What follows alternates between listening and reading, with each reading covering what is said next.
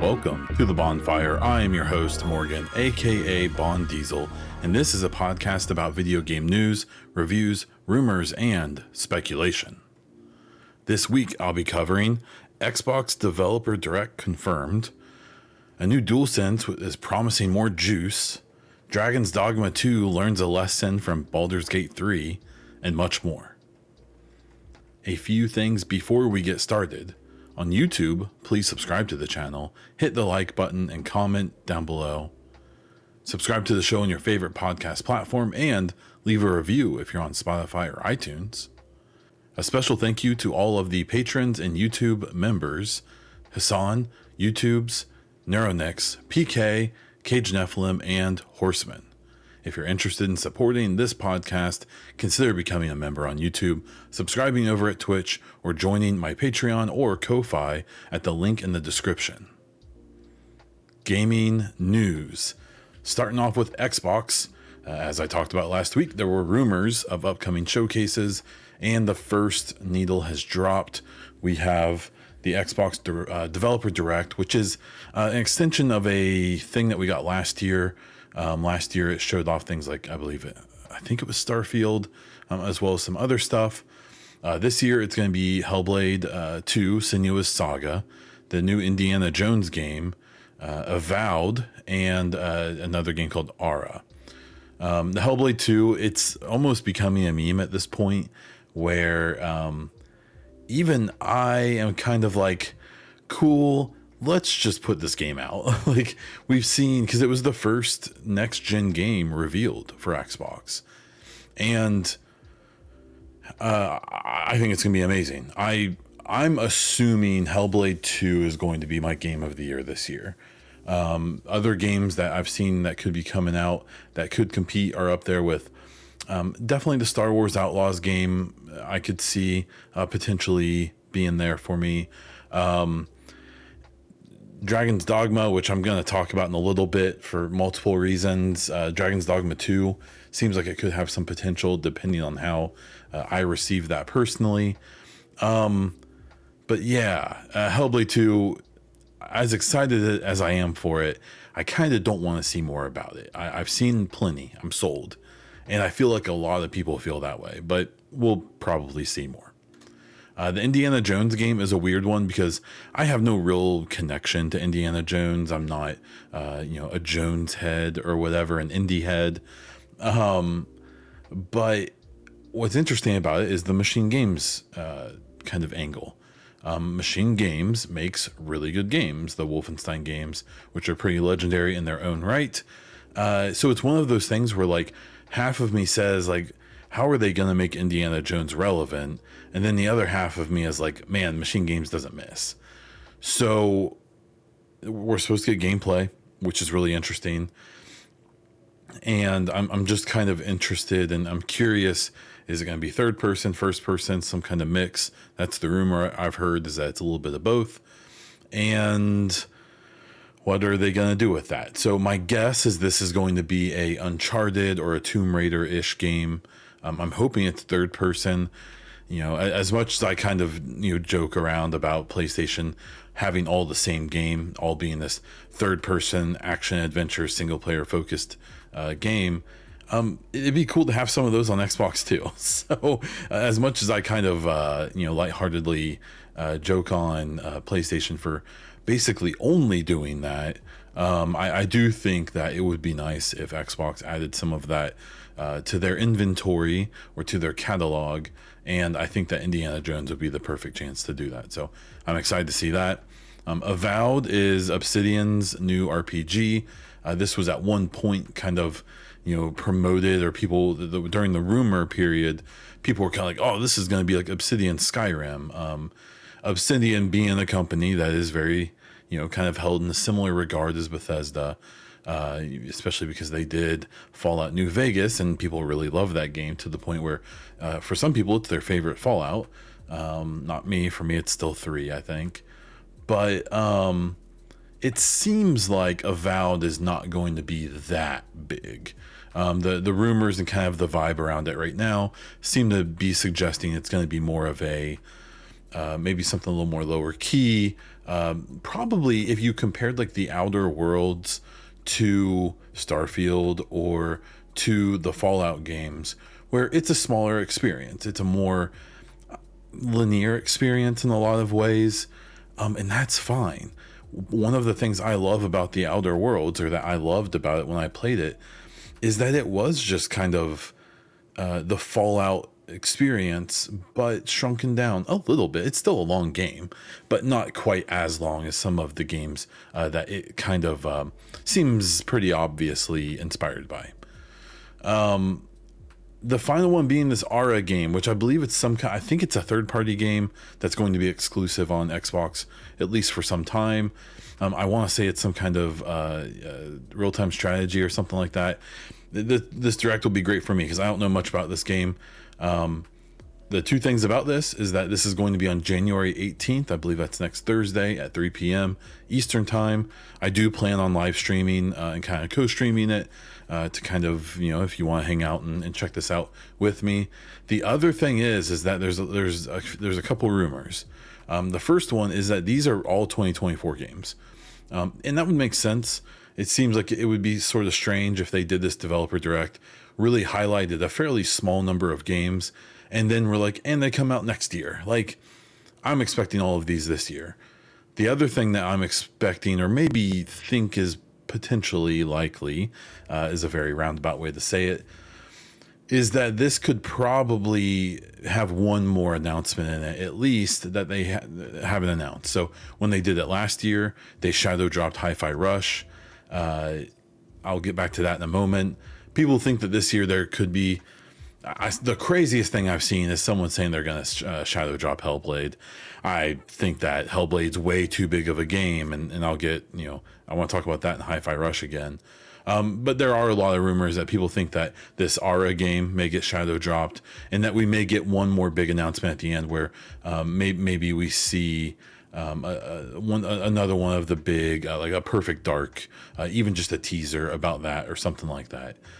Getting back to Hi-Fi Rush and Hellblade 2, what I want to say about that quickly is, in hindsight, in 2023, it's kind of wild that we had a pretty lengthy and seemingly expensive marketing campaign for Redfall, but they shadow dropped Hi-Fi Rush. To this day, I still believe if they would have shadow dropped Redfall in like kind of rough shape, but then done like a 2-month marketing or 2 or 3 month marketing thing for Hi-Fi Rush, I think both of those games would have been received better, and Xbox's reputation would have been treated better. I think people would have been like, okay, they shadow dropped Redfall because it's kind of rough, but they're working on it. We'll just kind of enjoy it for what it is.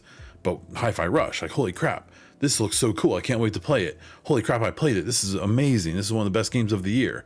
And I think that Hi-Fi Rush would have done better, almost certainly sales-wise, or potentially their Game Pass sales would have done better if they would have basically switched those marketing positions. So when you look at something like Hellblade, like, sure, in a way, it would be really cool for Hellblade to get a shadow drop. And with how long we've been hearing about it, it would make more sense than a game that we've never heard of before. But I still just think, like, it's likely that Hellblade 2 is expected to be Xbox's biggest game this year. And I just think it would be quite brave to put out what's likely going to be your highest quality game on a shadow drop in January. So we'll wait and see. But next Thursday, the 18th at 3 p.m. Eastern, I will be on watching that over on Twitch, and you can come and watch with me if you would like. I'm Bond Diesel over there. The one last thing I do want to do is, instead of doing a listener question at the end, I'll just insert it here. Master Prime 901 asked, what games would you like to see in the Xbox developer update? Going back, Perfect Dark, I would love to see something about that. I would love to see maybe something Gears, even if it's a tease. Like, I would be cool if they focus on these 4 games that they've announced, and then they do a little flash teaser at the end that's like Perfect Dark, Gears, maybe if there's something coming for Halo, like to do like a little sizzle reel real quick of like oh, and here's some other stuff to be excited about, but maybe those things aren't coming this year. And maybe we'll get more about them in June during the summer game showcases. That's what I'm gonna start calling it. I'm not giving it Summer Game Fest. I can't do it. So the Summer Game Showcase period, it'd be cool to get some previews of that. But I think Perfect Dark would be the one that would be the most interesting, and that would get the most people talking, because with all of the issues going on with that studio, it would be cool to see something come out of it. And my final thing I would love to see, be surprised with, is State of Decay 3. I love State of Decay. I really loved State of Decay 2. And with State of Decay 3 being Undead Labs, the studio, being their first game that, so they got acquired by Xbox right after they released State of Decay 2, likely when they were maybe not even in pre-production of 3. So it's going to be cool to see what they do with, they have such a good handle on making those games feel good to play, as well as they support State of Decay 2, in my opinion. While it may not be the most popular game on earth, is probably the best supported game ever made. I think it's got to be up there, and most people don't know, because I don't think that many people play it. I cannot wait to see what they do with all of that experience, along with finally having like the safety and the advantage of the budget and resources of Xbox with State of Decay 3. So maybe that would be my biggest like personal hope, but we'll have to wait and see. In other Xbox news, there were rumors in the last week or so of a potential for an Xbox first-party exclusive game to come to Nintendo Switch 2 or Switch or even the PlayStation universe. The rumored games that I've heard about so far, with no confirmations of any of them, are Hi-Fi Rush, Sea of Thieves, or Grounded. There was a lot of pushback from some weird Xbox fans. And just full disclosure, if this is your first time here, or if you've missed it, I'm an Xbox fan. I am a Xbox preferer. I have nothing against PlayStation. I have nothing against Nintendo. I these days probably play more on my PC than anything, to be honest. But I still like my Xbox a lot. I still have multiple franchises. Basically, I play first-person games on my PC. I play third-person games and racing games on my Xbox, and real-time strategies on my PC. That's basically how I break it down. But some people are being weird about this and acting like, well, if they're going to put their first-party games on other platforms, they might as well just be a third party and just put all their games on other platforms and not even make a console. Well, one, that's not what's happening here. If we ever find out that they're putting Halo and Hellblade and, if Forza and these other games on other platforms, maybe Xbox is looking to get out of the first party game. But until that happens, people need to chill the brakes a little bit, or pump them a little bit. What I think is interesting is that it would be weird for it to be Hi-Fi Rush. I think Hi-Fi Rush, with all of the good talk it gets, is a game that they should leave just on Xbox and PC as the hey, come try Game Pass and play this great game. Sea of Thieves and Grounded are different, and it's the whole idea of these games as a service, multiplayer kind of live service games. Those make sense to be more than one platform, because those games need as big of a player base as possible. So having them stuck onto one platform doesn't make sense. That's been a big criticism of PlayStation, with them going so hard into the live service game. But if they stay with their kind of walled garden and only allow those games to be on PlayStation, or maybe PC, but maybe not, because they're weird about that, a lot of those games don't make sense. That's why Destiny has remained multi-platform, even though that's a more complicated explanation. But there's even a chance that games like Marathon and stuff like that, that will be games that will come out under Sony, could still be multi-platform, because with live service multiplayer games, it's weird. It's a little weird, or it's at least more reasonable to think about them potentially becoming multi-platform games. So you have a game like Sea of Thieves, especially, it's in its like 6th or 7th year of being out now. They probably aren't selling many Xboxes on Sea of Thieves, but they could probably get a bunch of sales of Sea of Thieves on PlayStation and even the Switch 2 if it can handle it. So I'm not as weird about this rumor as some Xbox fans are, because I think that there's games that would make sense to do multi-platform, and that would honestly probably be a good thing. And then there's games that you can't do like if you believe in your system and the way you're doing things, you have to keep them in your walled garden, like I said before. So we will see. I wouldn't be surprised if we get news of that. My guess, it wouldn't be until this summer, and it may even be in like cooperation with a Switch 2 announcement or something like that. We'll see, but I'll be curious to see what they do with that. With PlayStation news, we had I think is the Best Buy Australia website accidentally posted a product page for a DualSense V2 controller. What's really weird about this, and I've seen a lot of advertisement about it being, or a lot of creators talking about it and being like, the current controller is kind of, memed on a little bit for having relatively short battery life, as little as 2 or 3 hours, especially if you're going hard with the haptics and stuff like that. I believe this new controller is claiming a 10 to 12 hour battery life. But when people dug into the details of it, apparently it has the exact same size battery as the original controller, which seems odd to me. So maybe they've done optimizations to the haptic motors. Maybe there's other optimizations they've done, and that's all this is. Or maybe the numbers are just wrong about the battery size and things like that. And maybe it does just legitimately have a bigger battery.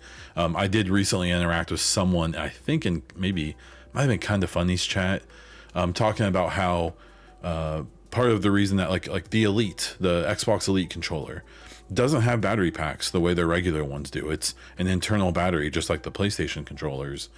But I saw a specific individual was giving their own account, and that their Elite controller lasts for many days, like 10 plus 15 plus hours on one charge.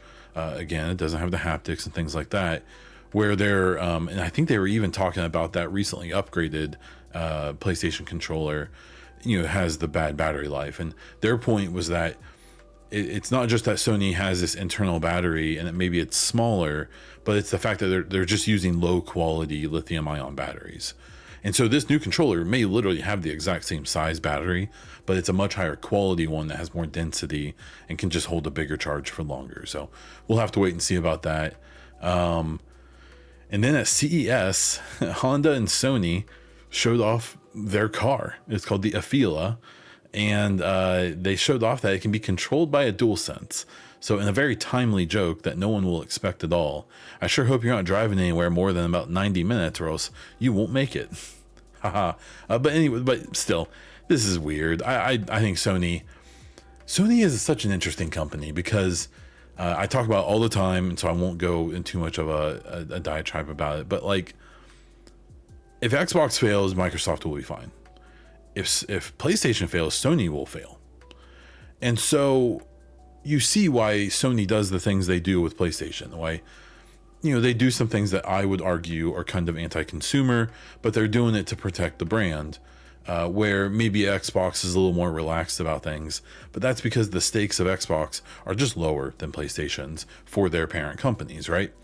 But then you see Sony do like weird crap like this, and it just kind of makes you scratch your head. Like, sure, like I assume Sony or Honda is carrying most of the development of this, and Sony's gonna like provide the screens and maybe some other bits and bobs for this, and it's just gonna be kind of like how they used to do the Sony Ericsson PlayStation phone. That was just a Sony Ericsson. They just happened to put game controller buttons on it and call it a PlayStation phone, right? It wasn't really a PlayStation product. It was a Sony Ericsson product, but I have a feeling that's what this car is going to be. But it just, I don't know, it cracked me up when they showed like, you can control the car with this controller. Like, that sounds like a nightmare. That sounds like a real bad idea, and hopefully it's just something for you all to show off. Then we have one bit of Nintendo news. There are rumors that multiple outside very large studios are in talks with Nintendo to make exclusive games for their platform, and likely specifically for the Switch 2.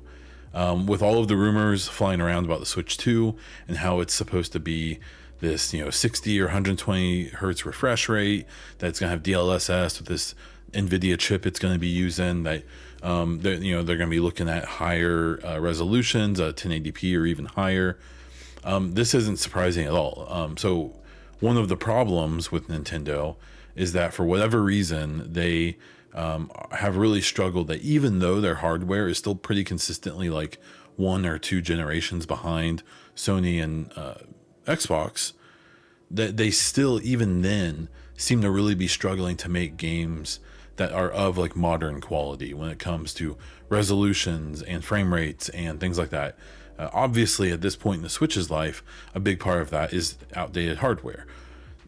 The Switch's hardware was arguably outdated the day it released. It was 2 or 3 years old at that time. Now the console is 7-8 years old, and it's things move faster than that. And there's rumors now that the hardware in the Switch 2 could be 2 or 3 years old at this point already, and that it may still be more relevant because the DLSS tech will help with it with frame rates and things like that. But that's only going to last so long. Regardless of all of that, them potentially working with third-party developers who have been developing these higher quality games already for many years and may already have experience with things like DLSS, it makes sense. Because the rumors are that the power of the system are going to be something like an Xbox One X, if you remember that, where it was the slightly boosted Xbox One, or even the PS4 Pro, 2 very similarly powered systems, but not quite the PS5 or the Xbox Series S or X.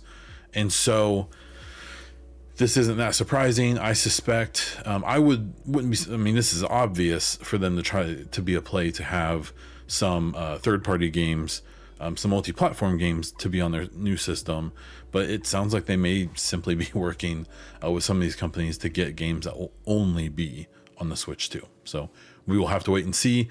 I think it's going to be a pretty big year for Nintendo when they announce this. No matter how outdated their hardware is going to be, it's not going to matter. They're going to sell 125 million units of it, and they're going to do it quietly, and they're going to do it mostly on the promise of their first-party games that are going to look 2 generations old. But that's okay, because good for them. Moving on to more general news, Dragon's Dogma 2, the Sphinx from the game, is getting the fans going. So I saw a tweet from their official Twitter account where it said something like "Don't even think about it," and it showed a picture or a GIF or something of a Sphinx character in the new Dragon's Dogma game. That is a hot lady cat basically, and it is real big, and it's got some flippy floppy feathery boobies. And I have a friend who wants to know if you can romance this thing. That's all I'm saying. This, to me, the way that they're handling this, very much, the friend is me, by the way, just making sure you know. But the marketing here they're doing is probably one of the first times, and definitely not the last, we're going to see some of these companies who even make these like kind of similar these RPG style games try to have their own bear sex moment, like Baldur's Gate 3 had, where I mean, it's impossible to ignore that a big part of why why Baldur's Gate 3 got a lot of the attention it got was, when they did a showcase and they showed off one of the moments where you can romance a druid who is in bear form, and it implies that you're, getting it on with a bear. That was a big moment for Baldur's Gate 3, and just from the comedy and the meminess of it, it really put Baldur's Gate 3 on the map. And then the game came out, and it happened to be insanely good in many, many ways. So I definitely see this as Dragon's Dogma trying to be like, hey, look, we got things too. And that game is supposed to have romances and things like that. I'm really excited about that game. I've tried to play the remaster or remake of the first game, and even it feels pretty dated. It was hard for me to get into, but just playing around with it for a couple hours, I was like, holy crap, like this is a in-depth, very cool thing. And I definitely intend on trying to get more into that game, into the next one that's hopefully going to have, a more modern feel to it. So good on Dragon's Dogma 2 for learning. SAG-AFTRA made agreements with a AI voice acting company, and it kind of seems like they didn't consult any of their union members or any of their members of their group, because SAG-AFTRA is hailing this as a big thing of like, hey, we're working it out. We're figuring out how to make this AI thing work that won't be abusive to our members. But then it seems like most of their members are like, what are you doing? Like, we didn't agree to this. It seems implied that there was no votes or anything that happened, that SAG just kind of went with it. And, on one hand, if they did make some like extremely good and airtight agreements that if a voice actor's voice gets used by, an AI method where they aren't actually recording the lines themselves, but they're still going to get paid like they were, then okay. I guess that's fine. I just think that they probably didn't start this off on a great foot by coming to this agreement and seemingly their own members having no idea anything was happening. So I have a feeling there will be more about this. I will cover it in later shows. But yeah, probably not a great move by SAG there. We'll see. We have the most unfortunate section of a podcast I've ever had is the layoff section. And that means that it's not just one company who did it. At the very beginning of 2024, a year after we had something like 13 or 15,000 layoffs in the industry, we are at almost 2,500 or no. Yeah, about 2,500 known layoffs already this year. We have 500 positions from Twitch, 1,800 positions from Unity, and 170 positions from Discord. For Twitch, that's roughly about 35% of their total staff. For Unity, it's almost a quarter, and for Discord, it's almost 20. The Twitch one, I've been trying to look more into it. There's a good interview with the CEO of Twitch about all of this.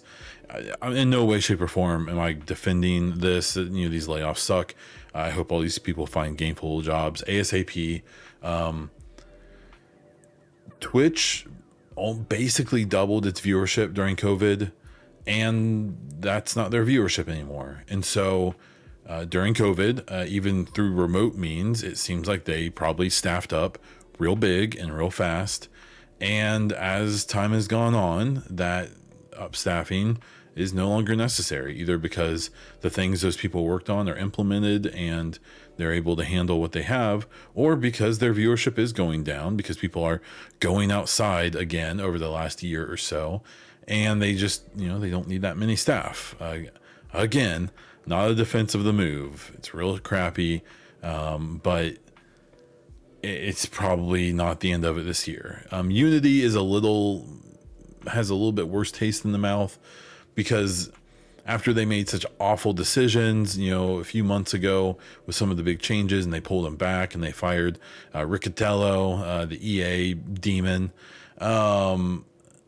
This one, they're saying that they're laying all these people off so they can, consolidate and start a new strategy for long-term growth or whatever crap corporate stuff they decided to say. And then Discord, that one's kind of interesting. It's probably something similar to Twitch. I have to imagine Discord probably staffed up pretty hard during the pandemic, and I would be willing to bet there is not much need for all those people now. Even if Discord and Twitch are growing, even if it's slowly, it's not the same kind of growth that I have to assume both of those companies experienced in 2020, 2021 era, and now those people are probably seeming a little redundant, and this is what happens. It sucks. Again, I will reiterate that I hope all these people find positions immediately that pay even better, and they'll stay there the rest of their lives, or at least until they want to leave. But like it or not, this is also kind of a reality of business in general, but especially the tech sector. So, sucks. The final story here, Starfield updates and some hidden mechanics and such. So Bethesda announced that they have a a beta for a patch coming next week, I believe on the 17th, that will be on Steam with over 100 changes and improvements to the base game. It sounds like there's a lot of bug fixing and things like that. They did seem to imply that there may be some more aesthetic or more kind of quality of life updates coming in this one, but didn't specify. So we'll have to wait and see what people get from that. And then two separate little stories. A data miner dug into the files of Starfield and found that there's evidence that at least at one time, Starfield was probably supposed to be a much darker and much more gritty experience. Even as someone who really loved Starfield, I think I've kind of settled on, for me, it was a 9 out of 10. It was my third favorite game of 2023. I do wish it felt more edgy. I do wish it had a little more grit or tragedy or something. It's just like Fallout 4 and Fallout 3 and even New Vegas, made by a different company. What I love so much about those games is there was some like dark humor in there. There was just dark situations, things that you could discover that were really grim and kind of awful. And Starfield has like hints of that stuff, but it just never goes all the way into it. And it feels, where like Fallout feels like an R-rated franchise. Like it's an adult franchise, right? Starfield definitely felt very much like a PG-13 or even like a PG game, where like there were like insinuations of that dark underbelly or that kind of those dark themes, but you never saw it be fulfilled. And there were so few actual consequences for your actions. You were kind of able to do everything the right way the first time, and I just wish it would have had a little more grit, which it sounds like it was supposed to at one point. And I think we probably missed out on maybe a better experience with that. The other bit is that a modder found evidence that there may just be a bug in the code that's causing the cave system. If you ever have played Starfield and you're exploring the planet, you go down to a cave. Well, the first main issue is that I think they're all exactly the same, or if there are variations, they're very small. And the other problem is that they would always basically be empty. So a modder showed off some footage of a mod they're working on that restores the original intended behavior of the caves, supposedly. And it's crazy. It looked wild. So even if that's not true, even if the experience we got is what they intended, I think this mod that this guy's working on to try to make those caves a little more interesting would be pretty cool. So keep an eye on that. And that's the stories for this week. Typically, I'd go into listener questions here, but the one we got this week I covered during the story about Xbox and its developer direct. If you have any of your own questions, be sure to ask in the Discord and the YouTube comments, or hit me up over on Twitter at Baundiesel or at the Baunfire. You can also, just whatever way you want to get to me. Topics for next week, stories you want me to cover, feedback on the show in general. I'm happy to hear it all. So let's wrap this thing up. Once again, thank you so much for listening to this episode, and please consider participating in the show by submitting a question or comment in the Discord or those other places for next week. You can find me all over the internet as Baundiesel, including over on Twitch and on YouTube. To see my other content or find ways to support everything I do, please check out the link in the description of the show. And that's all I have for this one. So until next time.